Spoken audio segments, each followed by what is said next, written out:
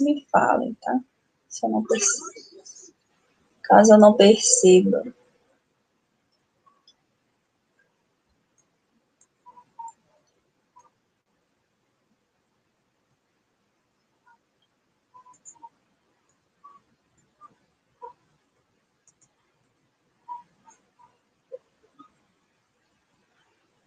Todo mundo está enxergando o material?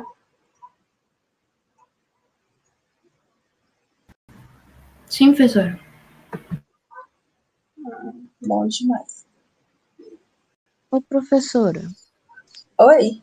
e não tá aparecendo direito pra mim é a parte de tirar falta.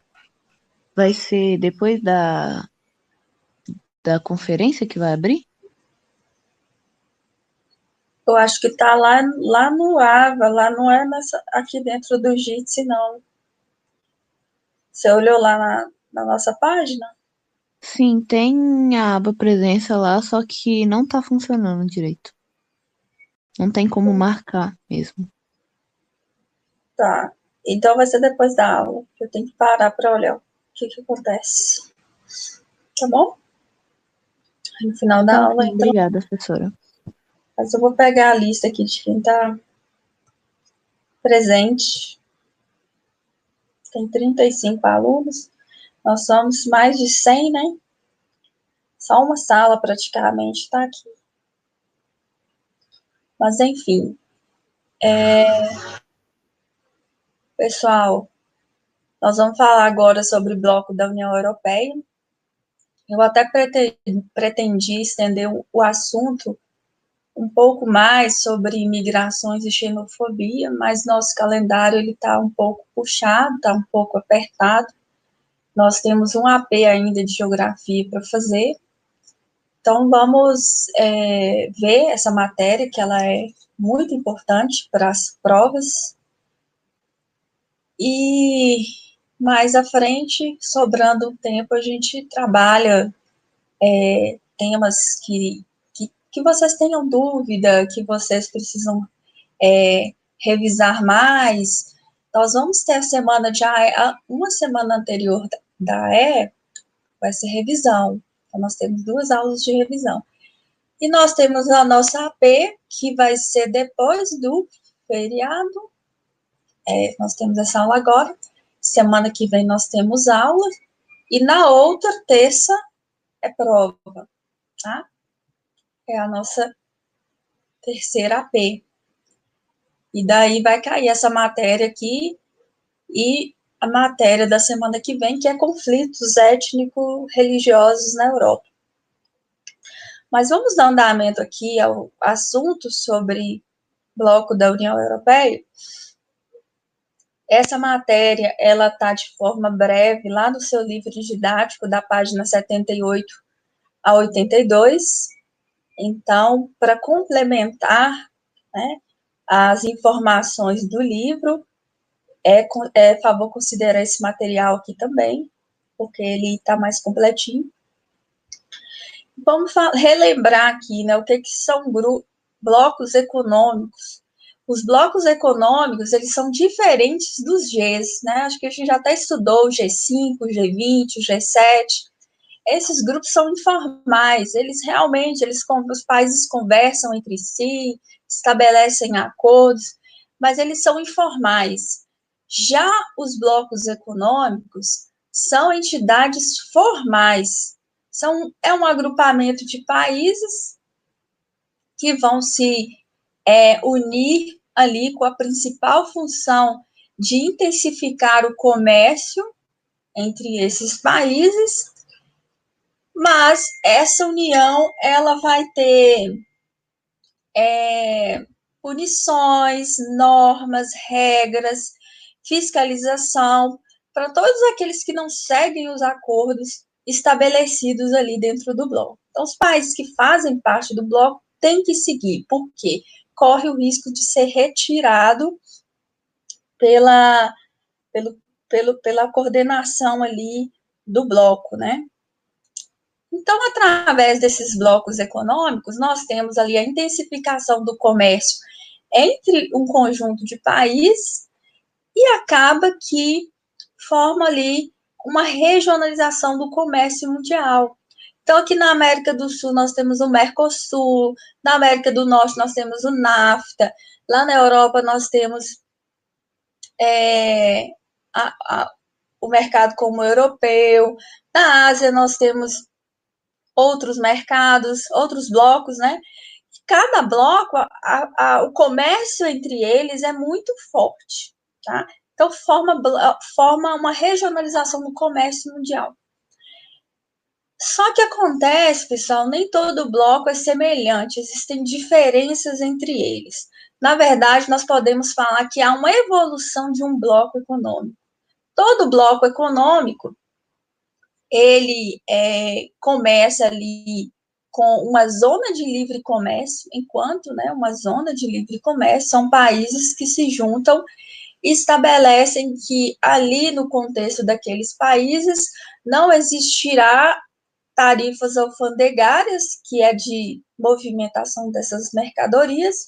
Uma mercadoria externa, quando chega ao Brasil, ela tem tarifas alfandegárias. Quando você faz parte de um bloco econômico, e esses países importam e exportam, não tem tarifas alfandegárias, ou elas são extremamente baixas. Então, a primeira modalidade, digamos assim, de bloco econômico é a zona de livre comércio. Ela é a forma, digamos, mais elementar de um bloco econômico.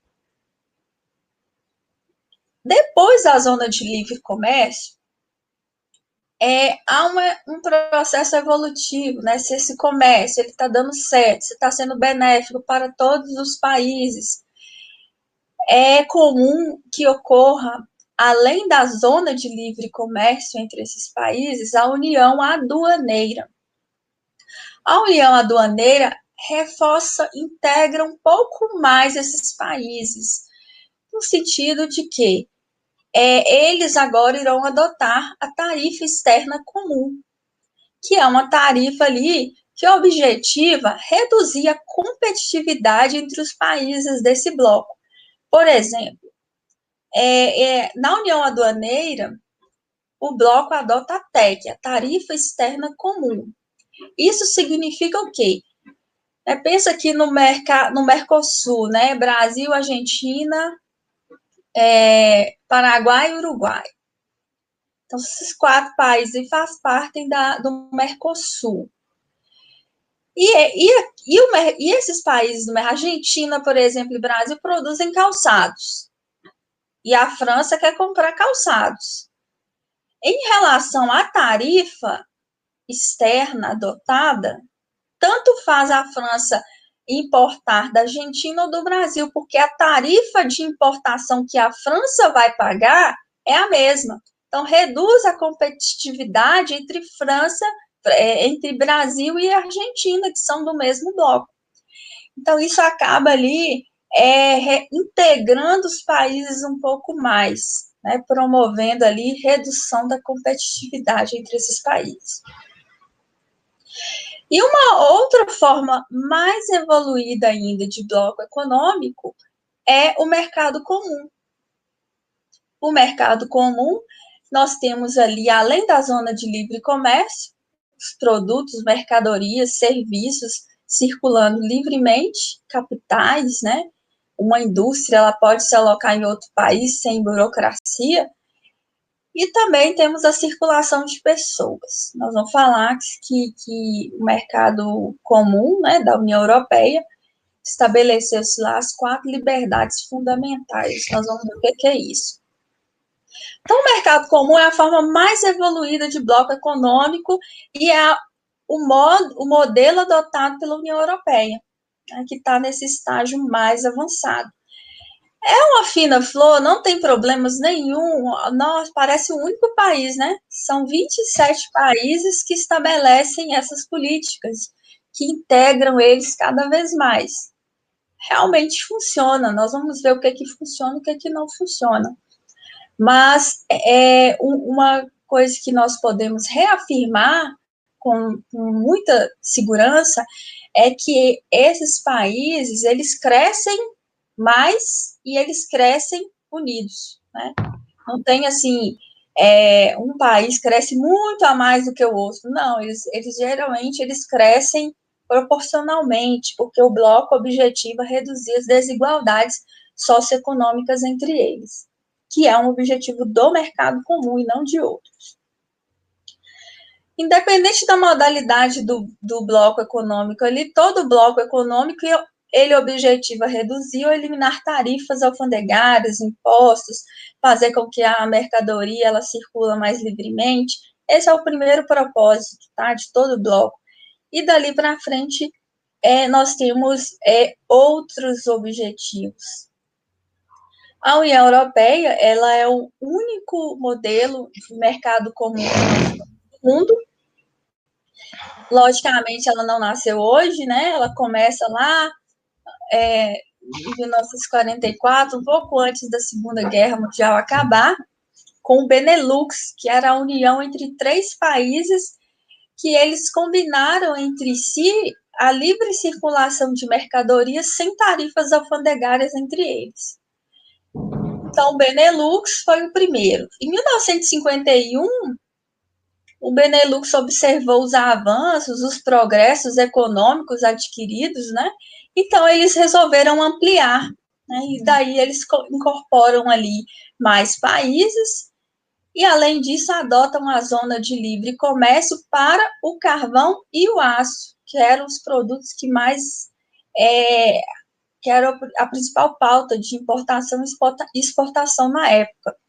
Então, em 1951, Benelux se torna seca Comunidade Europeia do Carvão e do Aço, onde havia ali uma zona de livre comércio. Tranquilo?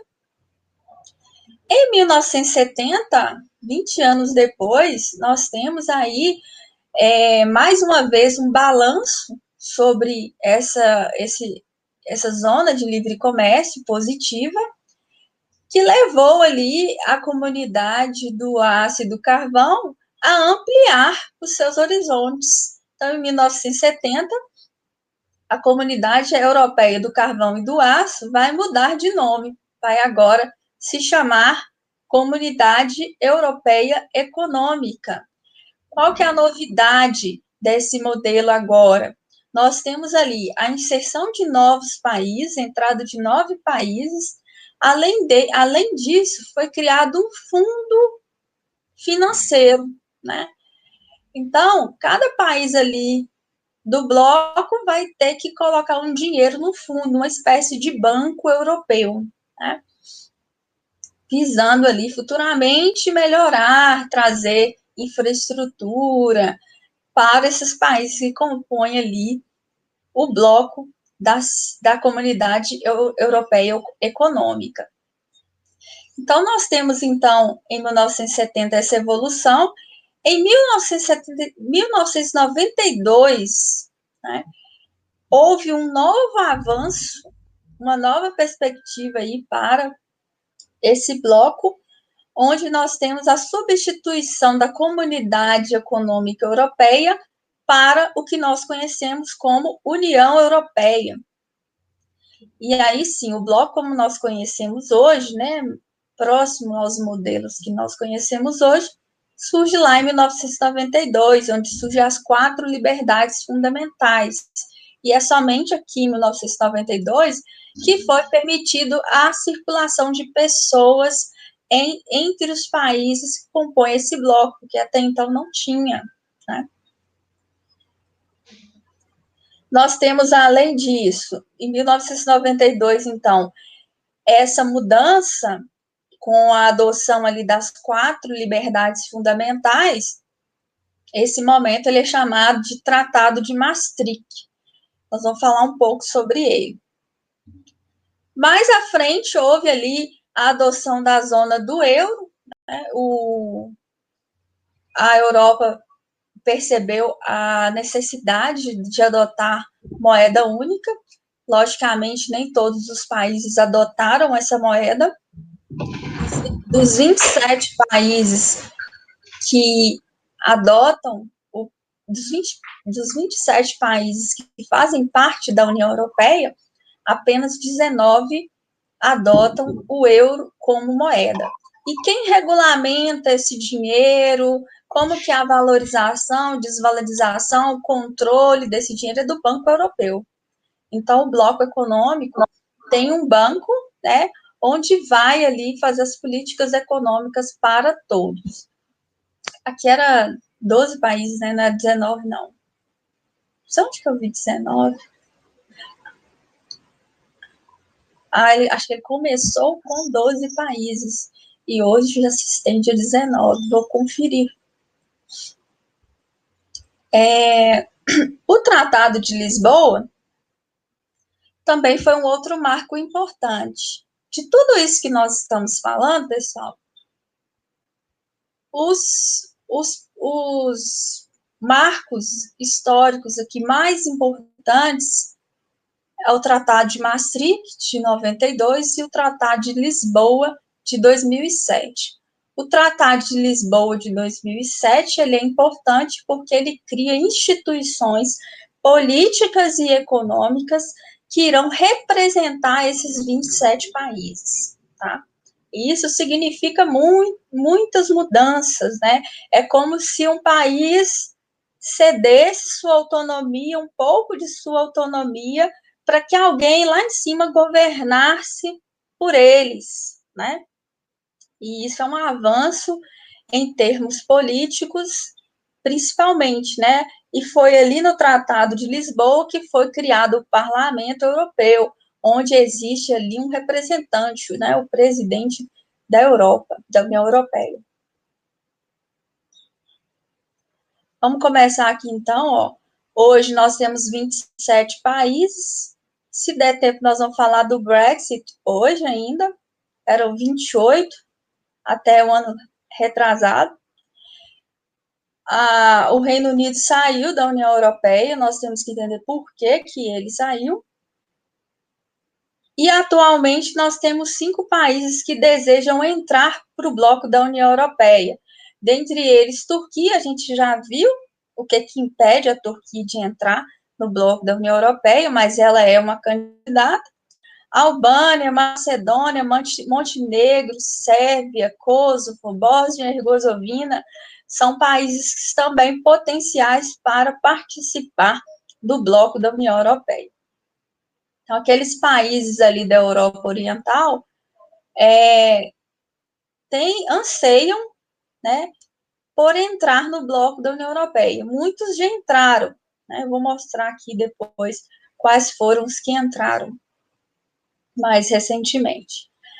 Então, a integração regional aqui, como eu falei, um dos marcos históricos importantes é esse Tratado de Maastricht, porque ele estabelece o livre comércio, que é a circulação de mercadorias sem tarifas, ele estabelece a união aduaneira, ou seja, os 27 países não podem adotar tarifas de importação e importação entre eles, ou seja, não tem tarifas, ou se tiver tarifas, as tarifas de importação, elas têm que ser em comum.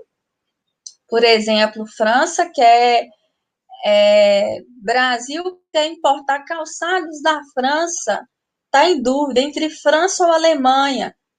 Tanto faz entre França ou Alemanha, porque o Brasil vai pagar a mesma tarifa externa comum, né? Porque o bloco da União Europeia também é uma zona aduaneira, que adota a mesma tarifa externa. E qual que é o objetivo dessa tarifa?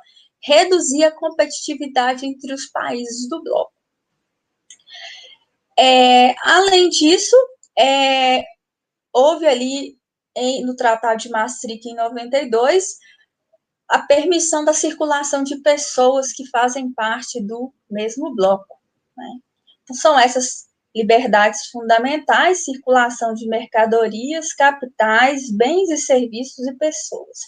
Capitais, quando a gente fala circulação de capitais, nós estamos falando dos grandes capitalistas, né? Então, nós temos lá um dono de uma fábrica. Produzir calçado na França é muito caro, a mão de obra aqui é extremamente cara. Então, onde que eu vou levar essa indústria com a menor burocracia possível para que a minha lucratividade seja maior. Vou levar para a Europa Oriental, para um país que faz parte do bloco, mas dentro ali da Europa Oriental, Polônia, por exemplo, Lituânia, Estônia, são países que fazem parte do bloco, são países de economia menor em relação à Europa Ocidental, e que por isso existem vantagens desse capital estar se deslocando para ali. Continuando ali também o Tratado de Maastricht, se destaca ali também a União Econômica e Monetária, criação do euro, né? Onde ali inicialmente os 12 países adotaram a moeda. Do Tratado de Maastricht também houve ali um consenso entre os países pela criação de políticas, não somente econômicas e governamentais, semelhantes para todos, né? Houve ali a necessidade de criar políticas, por exemplo, anti-imigração, antiterrorista, políticas ambientais. Então, eles começam a entrar num consenso ali para a necessidade de criar políticas maiores que possam ser adotadas por todos. Começou aqui no Tratado de Maastricht também. Então, dentre algumas ali que foram conversadas na época, a cooperação policial e judiciária da União Europeia. É tanto que esse consenso aí levou à formação depois do Parlamento Europeu lá em 2007, mas a conversa ela nasce aí.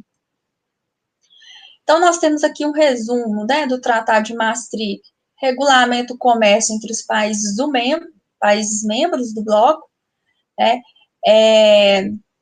ele vai ali tirar os impostos para a circulação de mercadorias, há também circulação de pessoas dentro do bloco,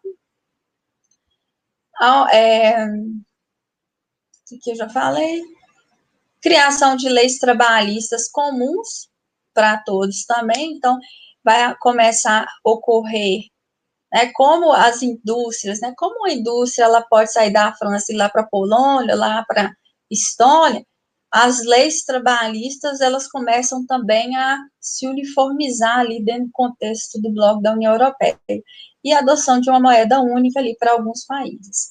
Em 2004, nós temos aqui a entrada de 1, 2, 3, 4, 5, 6, 7, 8, 9, 10 países no bloco da União Europeia, todos eles localizados na Europa Oriental. Então, em 2004, esses países eles são aderidos ali no contexto do bloco da União Europeia. E se eu perguntar lá na prova da por que a Europa quis colocar esses países dentro do seu bloco? Alguém sabe me dizer?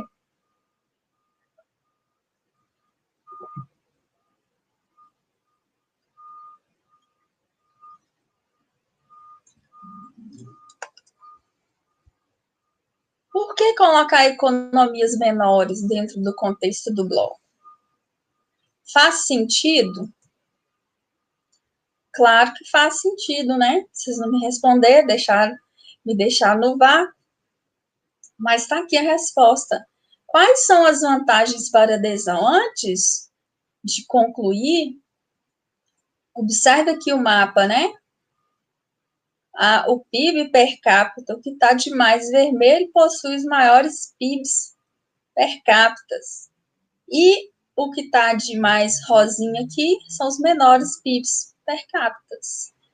Então, nós podemos observar que os países da Europa Oriental, que fizeram parte lá do sistema socialista antes de 1990, eles possuem baixo PIB per capita, baixo desenvolvimento. Isso acaba sendo uma troca, né?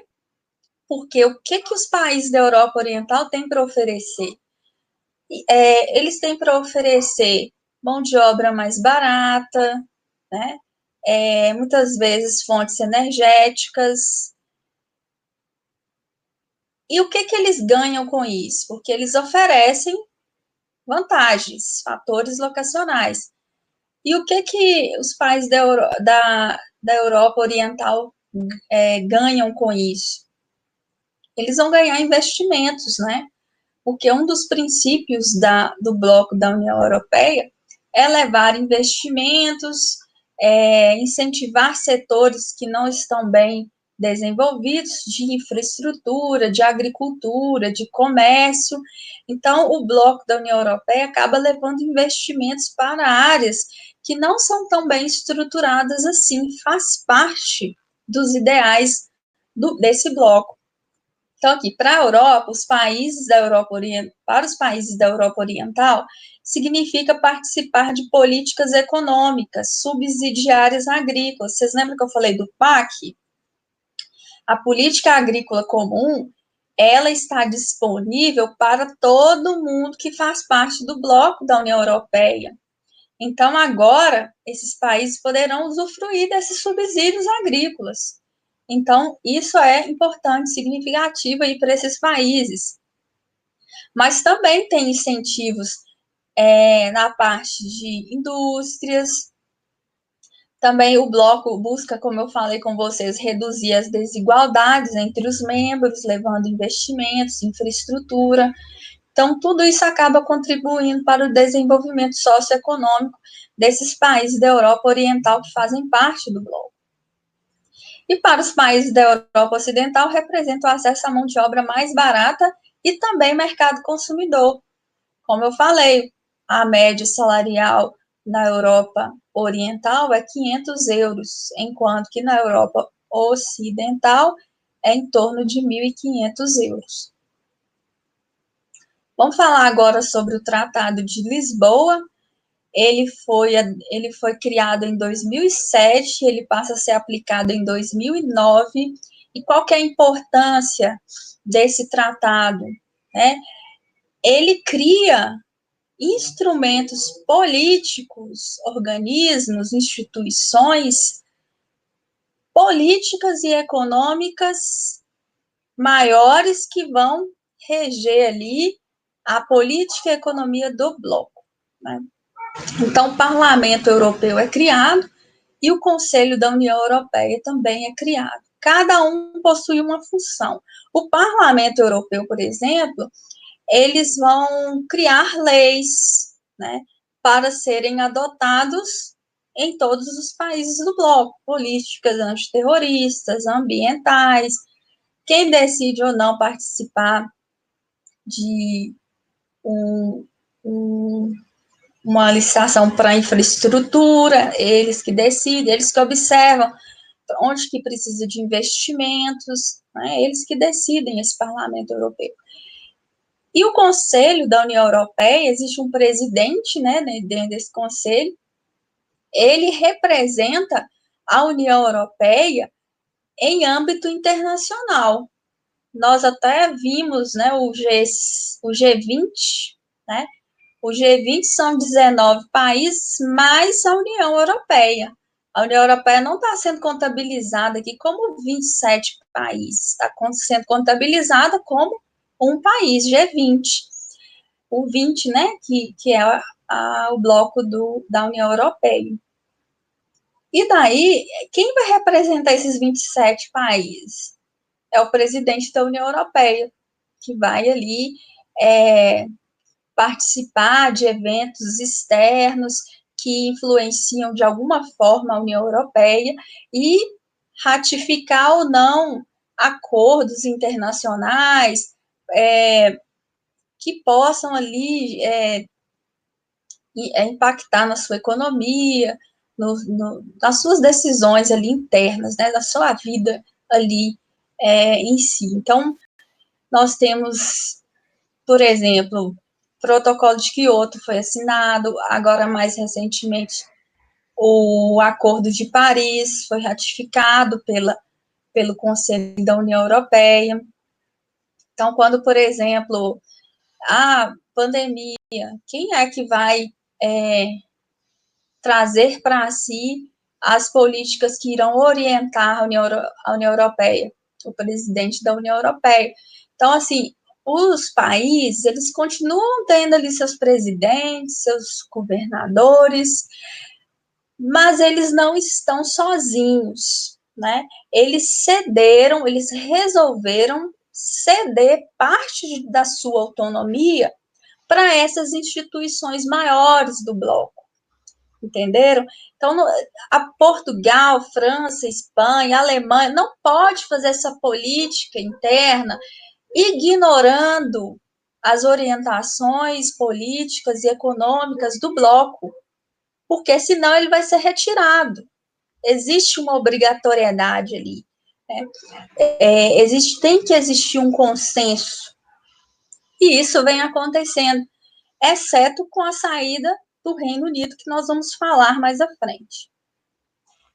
Então, o Tratado de Lisboa, isso aqui eu peguei lá do site da União Europeia, foi criado em 2007, passou a vigorar em 2009 e aumentou a capacidade da União Europeia e do seu parlamento de agir e apresentar resultados, decidir ali para onde que vai investimentos, representar os países da União Europeia no âmbito externo. Então, tudo isso faz parte desse Tratado de Lisboa, que dá uma legitimidade a esse governo criado, digamos assim. Alguém quer fazer alguma pergunta?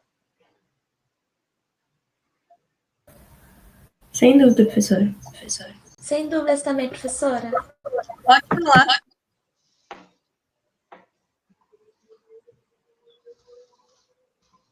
Sem dúvidas? É sem ou com? Sem. Ah, tá.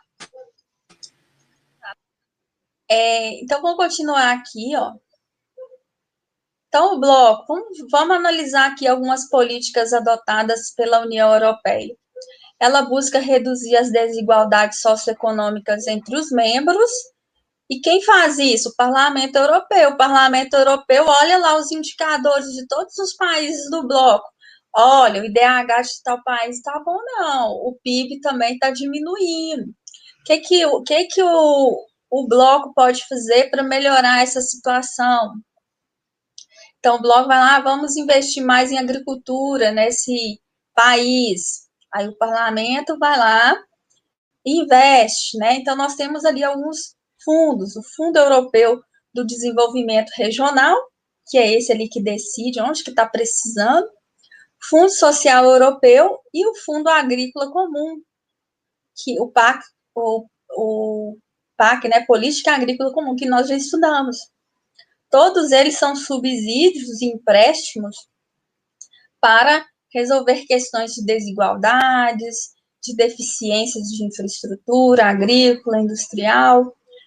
Então, participar de um bloco desse, gente, é muito interessante, né?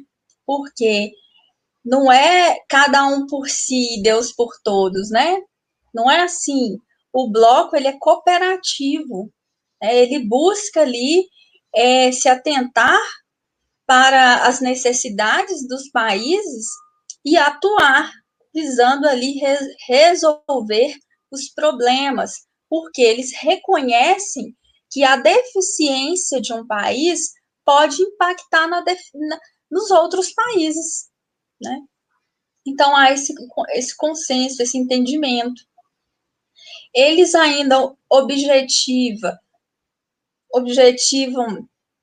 trabalhar com outras pautas, além de econômica, de social. Nós temos ali o combate ao crime, ao narcotráfico, defesa do meio ambiente, controle de imigração, ao estímulo à educação,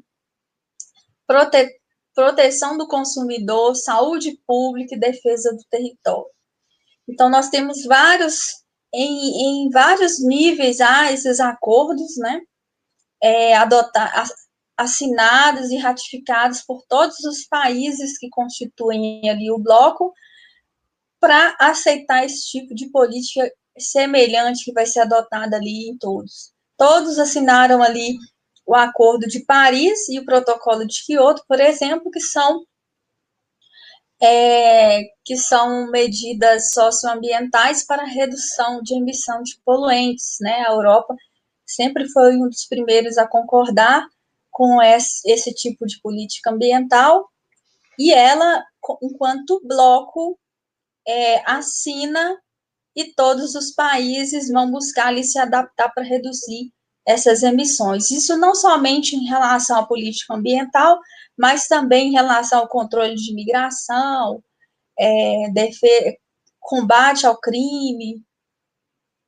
Então, nós temos essas questões ali sendo adotadas por todos. Além disso, né, o que esses países têm feito nos últimos anos? Buscado modernizar e inovar tecnologicamente.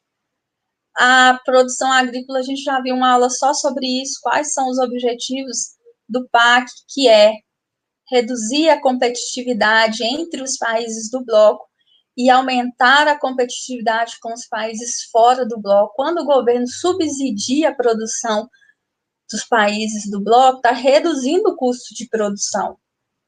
Reduzindo o custo de produção, o preço da mercadoria fica mais baixo em relação ao mesmo produto vendido no comércio internacional. Então, quem tem o menor preço tem maior competitividade. E é justamente isso que o PAC quer, que a Europa, os países da União Europeia, se tornem competitivos no mercado internacional. Investimentos em saúde, pequenas e médias empresas, telecomunicações e infraestrutura. Essa reportagem eu peguei dessa semana, né, que fala sobre a Turquia. Nós estamos falando da Turquia aqui já há algum tempo, falamos das questões das migrações, né?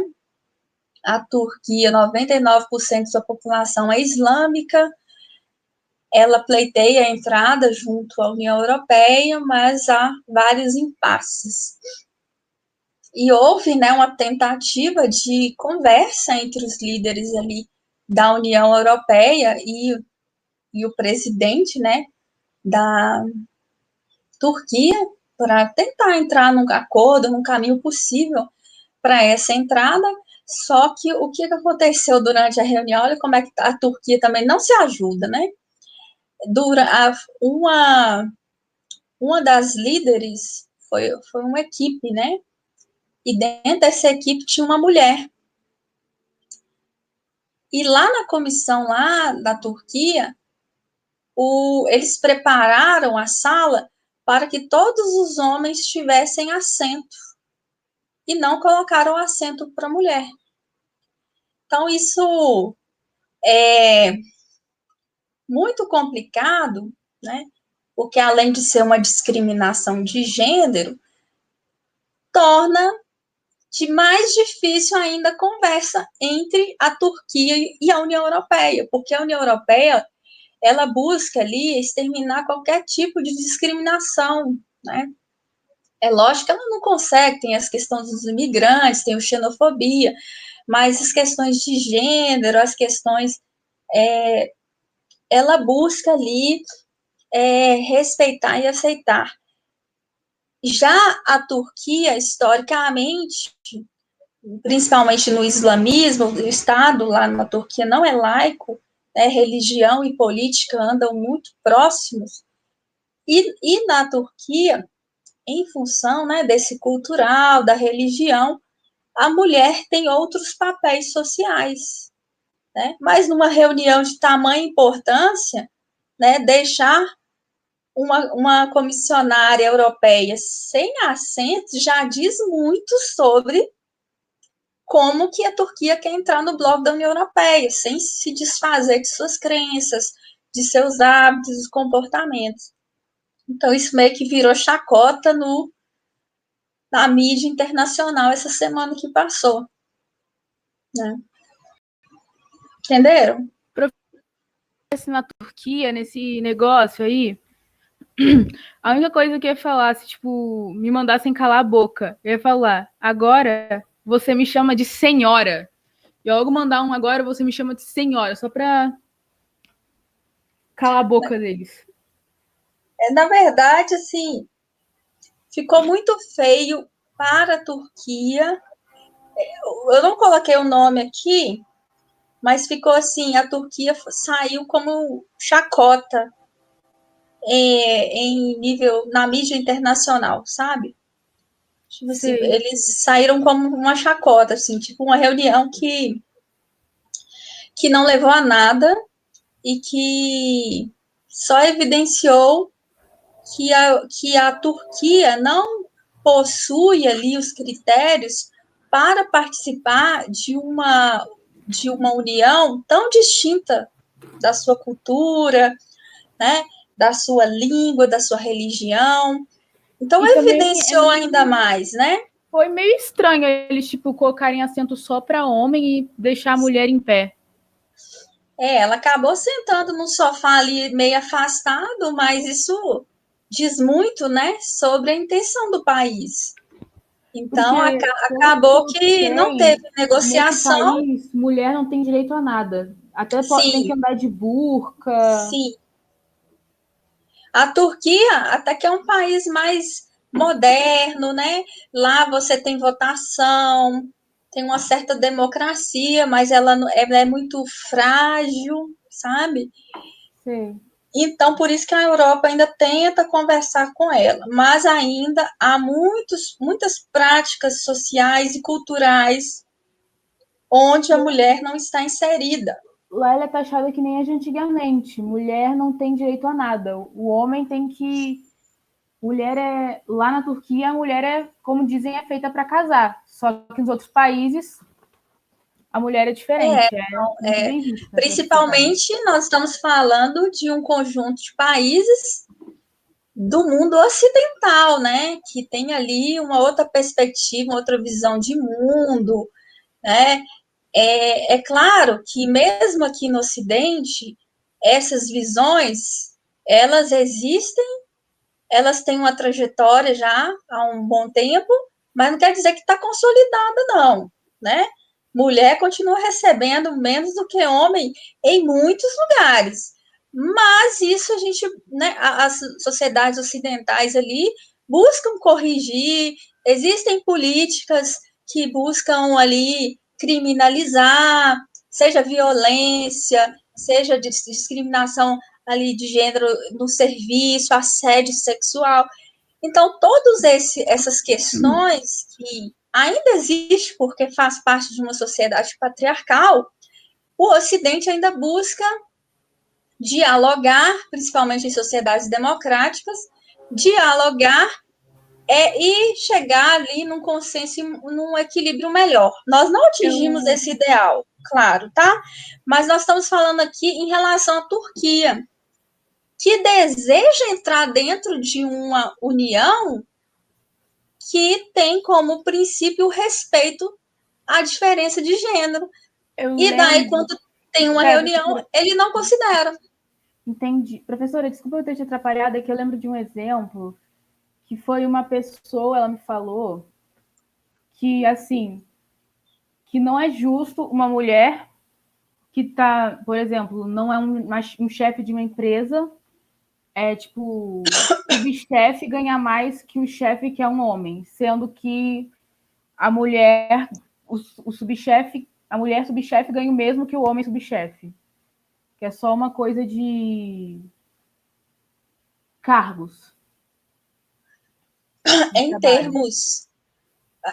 Porque no mundo trabalhista, no mundo corporativo, principalmente na iniciativa privada, existem essas brechas, porque, na verdade, o que conta é a sua capacitação para realizar determinadas funções. E tem mulher que é mais capacitada do que homem. Sim, tem mulher que é muito mais capacitada do que o homem e ganha menos. Isso acontece muito, né? Muito mesmo.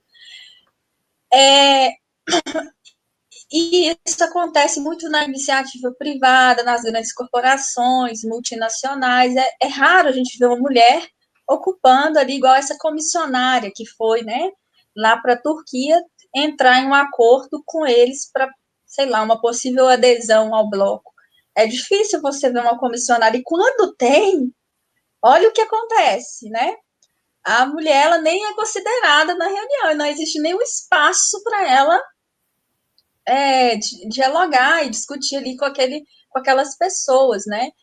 Ela Mas foi lá e isso, representou a gente.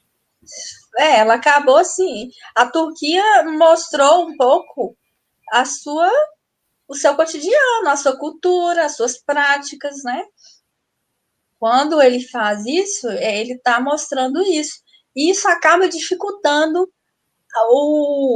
os acordos, né? Porque isso evidencia diferenças muito radicais entre esses dois grupos aí, né? Então acaba que dificulta ainda mais a entrada da Turquia na União Europeia. Não é só isso que dificulta a entrada da Turquia, né? Nós já vimos que o controle das fronteiras contra imigrantes indesejáveis, ela tem um fraco controle, ela tem um Estado que não é laico, ou seja, a democracia é muito fraca.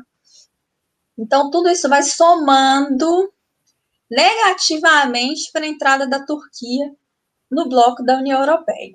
Entendi. Mas é impressionante, né, gente? Essas questões de gênero, ainda nesse nível, né, de não ter um assento para uma mulher discutir com homens em uma comissão internacional. Complicado. Desafios aqui da União Europeia. Nós temos alguns desafios, que eu coloquei aqui alguns deles, né? O país que candidata, então, para participar da União Europeia, ele precisa cumprir uma série de normas, né? Dentre elas, apresentar uma economia estável.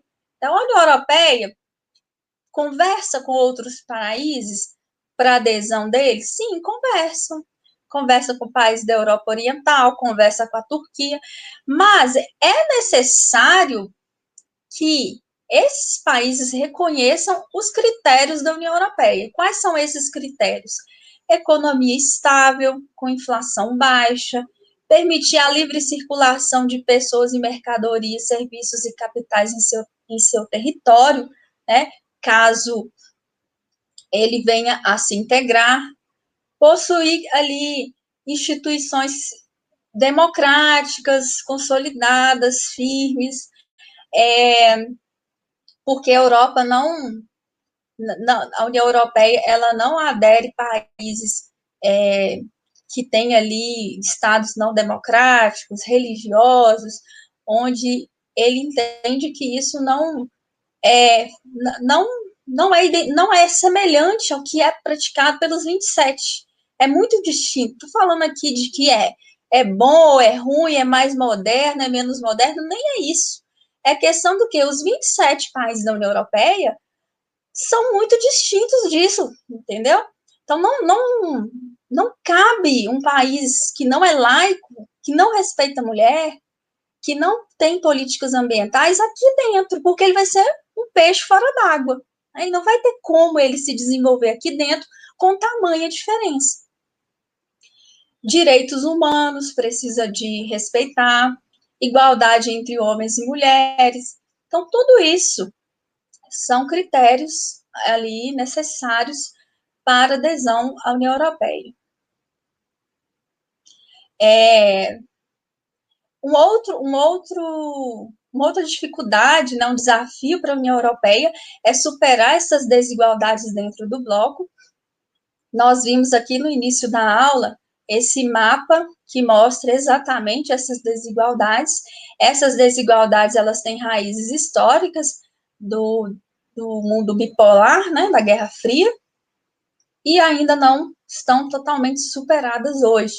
Então, essas desigualdades são foco ali de políticas da União Europeia que precisam ser melhoradas.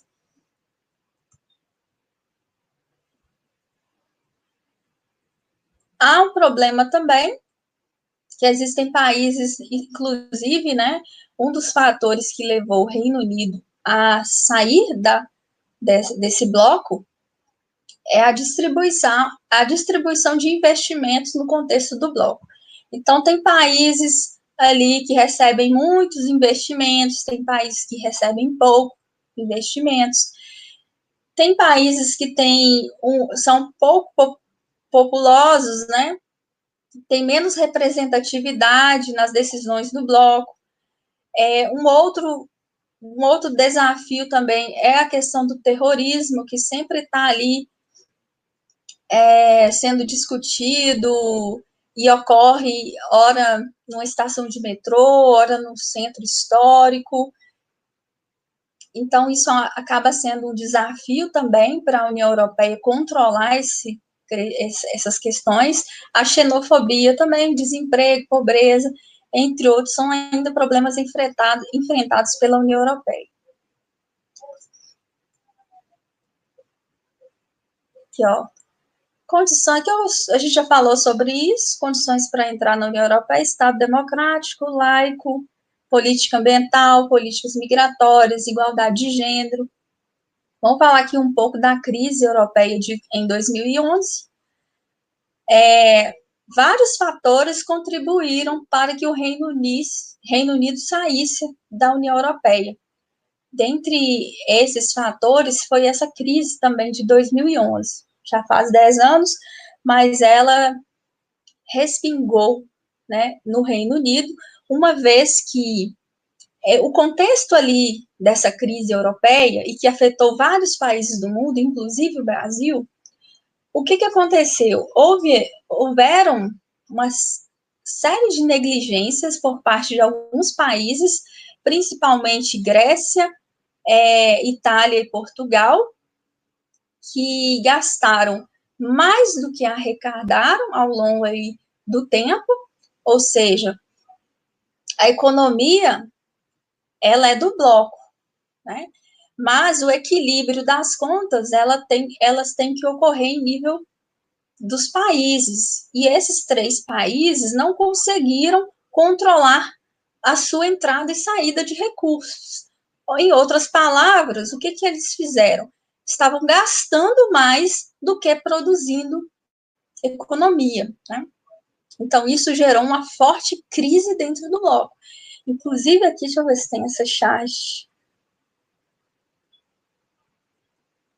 Aqui, ó. Grécia, Irlanda também, Portugal e Espanha. São países que estavam o quê? Não estavam produzindo e consumindo muitos recursos do bloco da União Europeia. Os porquinhos aqui, ó. E isso levou a uma crise econômica muito forte em 2011, em função dos gastos excessivos desses países aqui. E isso fragilizou a comunidade, né, toda, principalmente a Alemanha, Reino Unido e França, que são os países economicamente mais prósperos desse bloco, né? E para a recuperação da crise, houve necessidade de injeção de dinheiro e muitos países não quiseram, como, por exemplo, o caso da Alemanha aqui, ó. Não vou contribuir para a recuperação dessa economia. Então, essa crise, ela foi muito forte, porque ela afetou a economia de todos os países, que teve como consequência ali também, não só dentro do território da União Europeia, mas externo também, gerou desemprego, descontentamento popular, a população estava gastando muito, de repente os cofres, né, fecharam, houve queda do PIB, crise de parceiros econômicos. Então, houve um grande questionamento em 2011 sobre a saúde financeira do bloco. Posteriormente, o bloco ele se recupera, mas deixou essa marca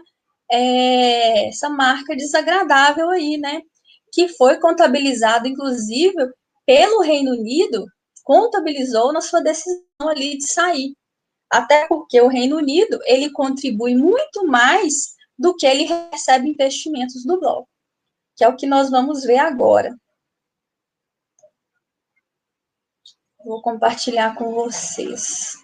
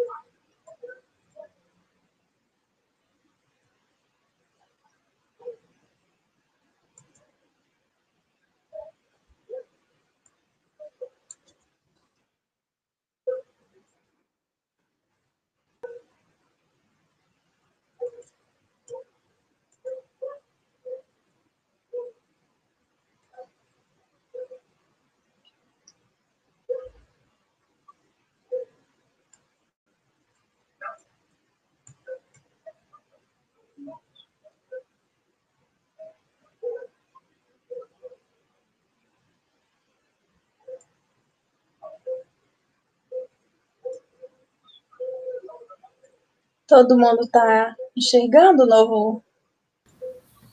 Sim, professora. Beleza. Então, vamos falar agora sobre a saída do Reino Unido do bloco da União Europeia.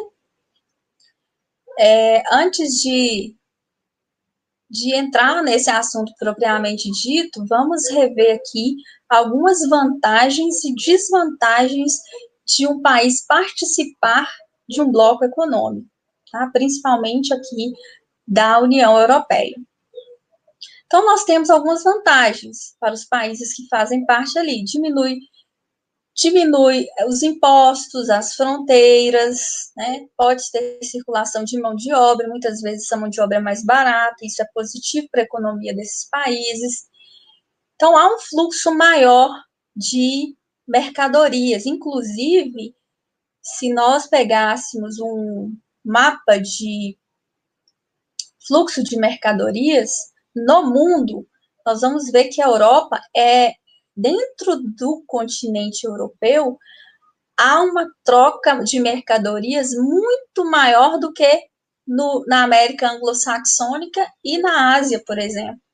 A Europa, em função da natureza desse bloco econômico, há uma circulação de mercadorias, pessoas, capitais, bens e serviços intensa. E isso, logicamente, vai aumentar o PIB desses países. Os países não vão comercializar isoladamente. Dentro do bloco, a tarifa ela é zero. Eu não vou pagar para o meu produto se deslocar para outro país, né? Enquanto que, para eu vender meu produto para um país fora do bloco, eu vou ter que pagar. Então, não compensa, às vezes, né, entre aspas, financeiramente, ali, o país da União Europeia, estabelecer muitas parcerias com outros países, a não ser, dependendo do acordo, né, mas na maior parte das vezes não compensa, porque existem tarifas, e dentro do bloco não existe. Então, como nós temos ali uma maior circulação de pessoas, capitais, mercadorias, bens e serviços, ocorreu ao longo do tempo um aumento do PIB desses países que fazem parte da União Europeia, aumentando ali o lucro, as empresas foram crescendo, geração de emprego. Então, nós temos essas vantagens. Agora, as desvantagens, de tudo que nós falamos, nós já podemos até prever. Uma delas é que o país isolado ali na União Europeia, ele perde um pouco de sua autonomia perante ao bloco, né? O bloco não tem o parlamento que vai decidir ali os rumos dos investimentos, seja em qualquer área, infraestrutura, agricultura, indústria, é o parlamento quem decide onde que precisa ser investido. Então, o país ele perde um pouco de sua autonomia de fazer, né, as suas políticas internas ali e cede para essa organização maior, que é o Parlamento e o Conselho da União Europeia. Inclusive posicionamentos diante de situações externas, né? Nunca Portugal vai se posicionar isoladamente, eles têm que se posicionar diante do bloco, né? É o bloco que se posiciona, é o bloco que representa esses países, e não o país isoladamente, isso é proibido, não pode. E então, isso acaba sendo uma desvantagem, porque ele perde um pouco de sua autonomia. Uma outra desvantagem também é vetado o comércio mundial de forma particular, né? Então, se Portugal quer vender vinho para o Brasil, isoladamente, não pode, ele tem que vender com o bloco, né? Então, o bloco vai tramitar essa transação econômica, não é Portugal ali isolado. Então, essa é uma desvantagem também. O comércio individual, ele é proibido dentro do bloco. Controle é necessário ali também, uma desvantagem fazer esse controle, né, de fronteiras, de imigrantes indesejáveis. E uma outra desvantagem também é a distribuição, a contribuição para os fundos e a distribuição desses recursos dentro do bloco, eles não são de forma igualitária, né? Por que que não são? Porque existem países que ganham mais, que lucram mais com suas atividades. Então, a contribuição desses países ela será maior. E tem países que ganham menos, que produzem menos. Então, a contribuição desse país vai ser menor. Digamos que as contribuições, elas são equitativas. Já os investimentos, eles precisam corresponder à melhoria do bloco, né, a redução das desigualdades no bloco. Então, por exemplo, o Reino Unido, uma das questões, né, é que ele contribuía muito mais do que recebia investimentos, e, logicamente, o Reino Unido ali vai ser um contexto muito desenvolvido, infraestrutura, saúde, transporte, telecomunicação, então não precisa de tantos recursos, então ele contribui muito, mas recebe poucos investimentos, enquanto outros países contribuem pouco e recebem muitos investimentos, porque precisam desenvolver mais. Então, isso acaba sendo uma desvantagem. Você pode ali estar numa posição desconfortável dentro do bloco. Inclusive, essa foi uma das justificativas que acabou convencendo a população, né? 51% da população decidiu sair do bloco do Reino Unido. Então, assim, foi pau a pau a votação. Ela ocorreu em 2015, 2016, e em 2017 ratificou, né? Então, o Brexit, o que é isso, né? É uma palavra que significa saída, né, da Grã-Bretanha, do Reino Unido, do bloco da União Europeia. Então, o Reino Unido, né, ele vai sair dessa organização, e isso ocorreu não de um dia para o outro, isso ocorreu ao longo aí de, podemos dizer, 5 anos. Somente a partir de janeiro de 2021 é que o Reino Unido saiu definitivamente do bloco, né? Então, houve vários processos que dificultaram essa saída. Alguns motivos aqui que fizeram a população inglesa votar pró-saída, né? Muitos se sentiram fora do alcance dos benefícios econômicos, então, os ingleses, principalmente a população mais velha, acima de 65 anos, que foram às ruas votar, o grande público que votou foram a população acima de 65 anos, e eles tinham uma percepção maior do bloco, né, da participação do Reino Unido dentro do bloco, né, e eles consideravam que, ao longo desses 40 anos de permanência, pouco foram as contribuições reais, assim, do bloco para o Reino Unido. Então, isso ali acabou pesando, né? O outro fator também, que eles fizeram pesquisas de a saída do Reino Unido geraria quanto de lucro somente para o Reino Unido, sem precisar contribuir para o Fundo Europeu, como que seria a economia do Reino Unido? E daí eles chegaram a esse número aqui, ó, que a saída do bloco iria liberar cerca ali de 350 milhões de libras a mais por semana para aplicar na saúde. Então, eles pensaram nos aspectos financeiros, como o Reino Unido contribui muito mais do que recebe investimentos, isso acabou pesando também. O Cameron, apesar de ser, na época, ele era o presidente, ele era a favor de permanecer o Reino Unido no bloco da União Europeia, só que ele não conseguiu estabelecer um diálogo junto com a União Europeia para que houvesse mais investimentos, para que se revertesse aquela situação, né, de saída, mas isso não foi possível. Havia também dois partidos políticos no Reino Unido, um conservador, que aprovava a saída, e esse grupo conservador, eles fizeram muitas políticas a favor dessa saída, nas ruas, fizeram um marketing muito positivo da saída do Reino Unido do bloco, enquanto que o Partido Trabalhista, que existe lá também, era contra, né, não aprovavam a saída, mas não fizeram o mesmo trabalho que os conservadores. Então, isso contou muito nas decisões. Então, o Boris Johnson aqui, eles foram a favor da saída. Esse Michael Gove foi uma das figuras importantes também, empresário, né, da secretário de Justiça, fez muita propaganda a favor da saída.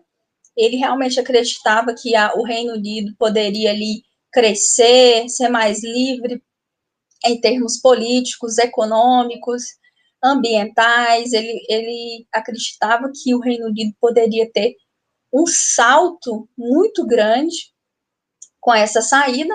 Então, com membros do governo ali apoiando, né? Isso contabilizou ali, isso na verdade pesou na decisão popular. E por fim aqui os mais velhos, né, que os que aprovaram, 78% das pessoas com mais de 65 anos foram nas ruas em 2005. Entre as de 18 e 24 anos, 43 foram às ruas. E de 25 a 34 anos, 54 pessoas. O resultado foi esse daqui, ó, 51,9% dos britânicos votaram pela saída, enquanto 48% eram a favor da permanência. Observe que em Londres, aqui, ó, na Inglaterra, a população era a favor de ficar, mas no restante, né, do país de Gales, aqui na Irlanda também, havia muito mais um movimento para sair do que ficar. Ficou muito acirrada essa votação, né? Houveram protestos, ainda hoje há uma insatisfação com essas eleições, mas elas foram legitimadas. E esse casamento, né, do Reino Unido com a União Europeia, ele nunca foi suave, nunca foi tranquilo, eles nunca aceitaram com bons olhos essa integração. Lá em 1975 também já teve uma votação que iria definir ali permanecer ou ficar. Naquele contexto, houve a decisão em permanecer, mas sempre essa questão está de volta, né? Porque o Reino Unido sempre fica muito insatisfeito com as políticas, com a perda de soberania, com a questão dos imigrantes ilegais, sobretudo a partir de 2010, que teve um grande fluxo em direção à Europa, não havia um consenso do que fazer com esses imigrantes. Então, houve ali vários pequenos motivos que foram sendo somados ao longo do tempo, que contribuíram, que pesaram ali na decisão da saída do Reino Unido. E o que vai acontecer agora, né, com essa saída? O Reino Unido, na verdade, ele já deixou de ter participação nas decisões do bloco, decisões políticas, de representação ali de meio ambiente, combate ao terrorismo, narcotráfico, ele não tem mais posicionamento em relação a isso. Ele teve que fazer o recaminho para a construção ali de uma política nacional, inclusive ali políticas de transportes, que havia muitos investimentos da União Europeia com o Reino Unido, né? A economia era muito junta, muito articulada, inclusive politicamente vai ter que ser reconstruído. E a tendência é de que muitos analistas imaginaram que a economia do Reino Unido iria diminuir o seu PIB e reduzir as suas parcerias comerciais, né? Mas não foi bem isso que aconteceu. Nós vamos ver aqui o que ocorreu após essa saída. Aqui em 1975, essa charge aqui da época, né? Era uma votação onde as pessoas poderiam ali decidir se ficavam ou não. Venceu a permanência naquele contexto, 67% dos votos foram pela permanência.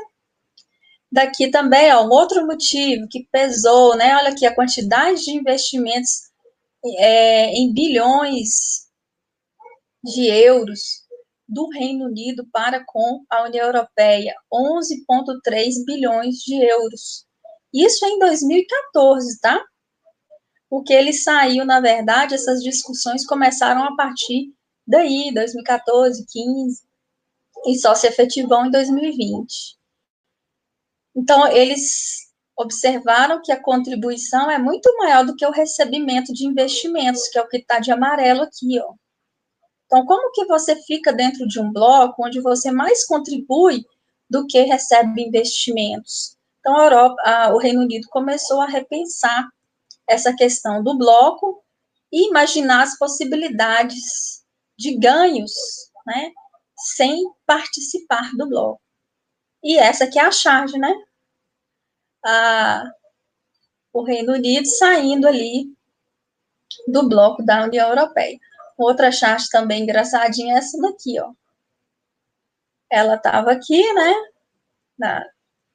na roda aqui, né, dos países do bloco, e ela saiu. Deixou vários descontentes, muitos, assim, sem acreditar, muitos, assim, agora, o que nós vamos fazer, né, a carinha aqui. E por quê? Muitos com raiva, a França aqui. E por que houve esse descontentamento, principalmente dessas nações aqui? Porque há um reconhecimento que o Reino Unido é um dos que mais contribuíam para os fundos da União Europeia. Então, com certeza, vai ter um desequilíbrio das contas aqui no contexto da União Europeia. Vai ter que ser repensado as políticas em vários níveis, né? E que irão afetar todos os países desse bloco, que agora não são mais 28, são 27. Aqui a questão, depois da saída, essa reportagem é de... Mas, professora, Oi? bom dia. Ela não contribuía bastante porque ela tem 4 países que tem muito capital? Não, então, Ou seja, na verdade, ela não contribui com o que ela realmente pode contribuir? em termos equitativos, sim, né?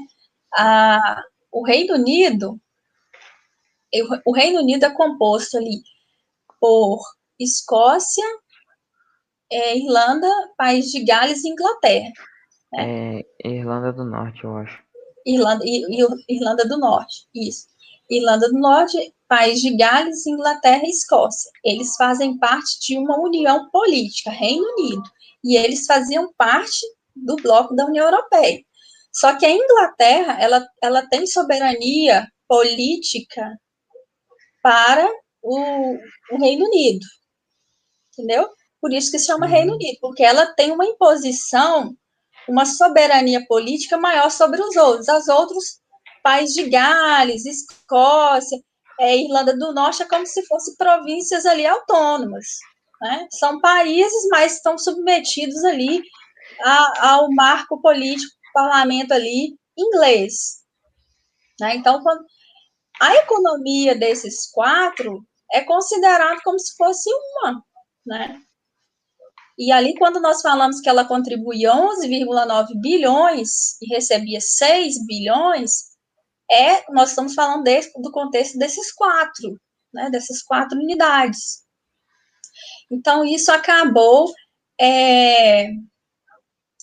sendo entendido pela população como não equitativo. Estamos muito, embora sejamos mais ricos, produtivos, né, não recebemos na mesma proporção. Por que não recebe?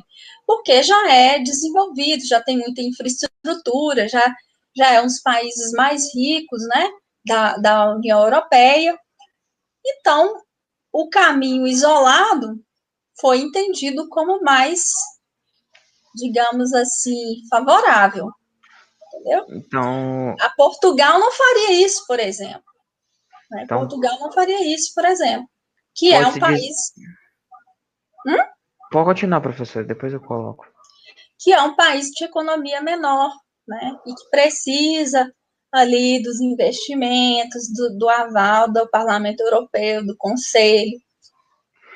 Já o Reino Unido, ele se vê mais autônomo. E, inclusive, esse histórico de, assim, aceitar, mas não aceitar, quando pesou também a questão dos imigrantes, lá desde 2010, né, que está incomodando, a questão da xenofobia, da circulação de pessoas, tudo isso, o Reino Unido nunca aceitou, assim, plenamente, sabe? Aceitou porque faz parte de uma união maior, onde tem votos ali e as decisões são tomadas de forma coletiva.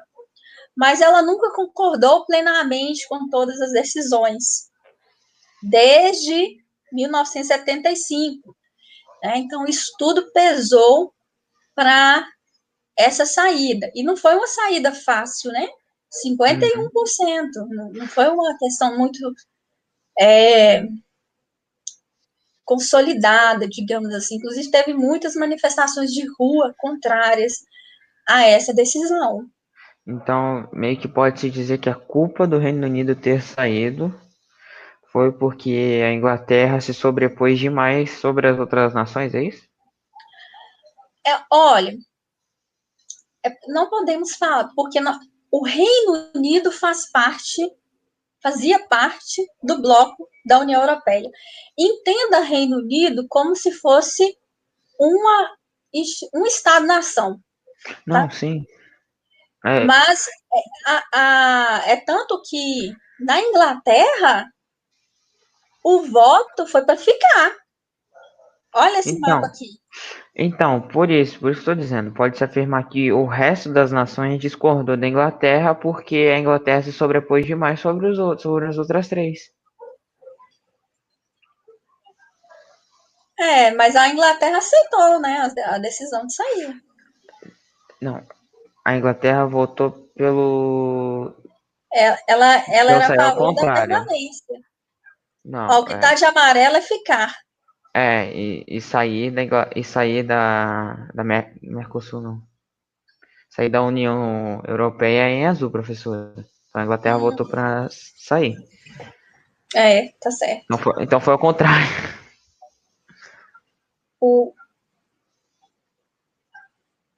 Então, nós temos ali. O que a gente tem que entender? Que no Reino Unido há uma democracia muito consolidada, independente se na Inglaterra ou nos outros estados ali houve diversidade, diferenças nos votos, a votação ela foi acatada, né? Com manifestações, claro, aqui no Brasil, que a gente não tem democracia consolidada, quando um presidente perde, não tem manifestação. Lá nos Estados Unidos, Donald Trump não fez manifestações, mas são países democráticos que aceitam o resultado popular, independente das insatisfações que geram, mesmo com uma votação tão acirrada. Né? Então, o que a gente pode concluir? Que não isso daí que você falou, que a Inglaterra se sobrepõe ali às decisões do restante, né? Não isso, mas nós podemos dizer que foram um conjunto de fatores que contribuíram, que pesaram para essa saída. Quais são esses fatores? As imigrações ativadas lá em 2010, com a Primavera Árabe, que trouxe uma leva de imigrantes um fluxo muito forte em direção à Europa, e isso não agradou o Reino Unido. Além disso, os maiores investimentos do Reino Unido em relação ao bloco, ele